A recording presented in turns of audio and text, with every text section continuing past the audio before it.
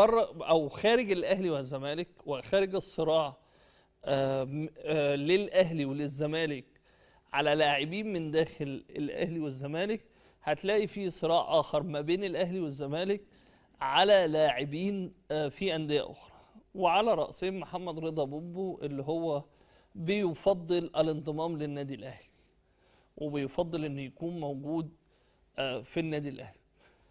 وهنا التفاوض مع محمد رضا بوبو طرح سؤال او استفسار داخل لجنه التخطيط، واللي انا بقوله لك دوت برضه معلومه ان في حاله التعاقد مع محمد رضا بوبو هيستمر لاعب اخر داخل النادي الاهلي ممكن ما كانش بيلعب وما بياخدش فرصته في الفتره الاخيره زي محمد مجدي قفشه، هيكون موجود ولا لا؟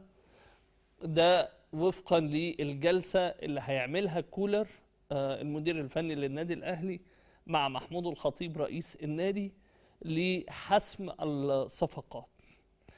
تعالى برضو في احد المراكز المهمه جدا ولاعب يعتبر تاريخي من اللاعبين الاجانب في النادي الاهلي هو علي معلول، اللي ظهر بشكل مميز جدا، ويبدو ان النادي الاهلي عنده حظ جيد جدا في التعاقد مع لاعبين مميزين في مركز الظهير الايسر. علي معلول طبعا بدأ يكبر في السن، ده بقى واضح في أدائه خلال المباريات. بيضغط على نفسه، عنده انتماء غير طبيعي، وقدم مستوى هايل داخل النادي الأهلي، وتاريخه محترم جدا داخل النادي الأهلي. لكن في النهاية بدأ النادي الأهلي بيدور على بديل ليه.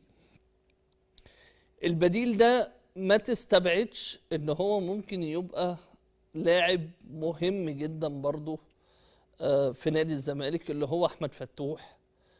كل شيء وارد وكل شيء قابل للتفاوض، لكن النادي الاهلي حاطين باكتر من بديل لعلي معلول اللي ممكن مش هيكون ليه فرصة كبيرة في المباريات في الموسم المقبل خلال الفترة اللي جاية.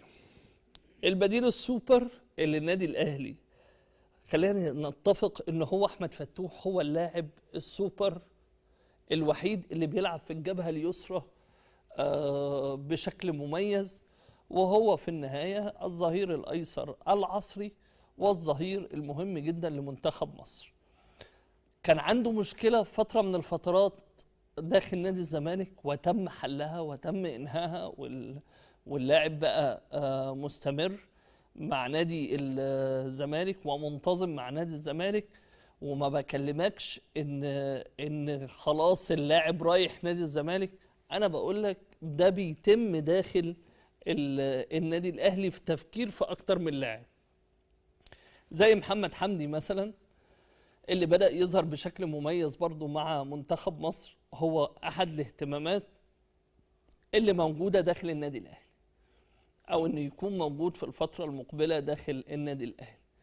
كل دي أسماء وكل دي من حق الناس كلها إنها تجتهد في ظل طبعا كتمان المسؤولين داخل الأندية على رحيل أو على التفاوض مع لاعبيها.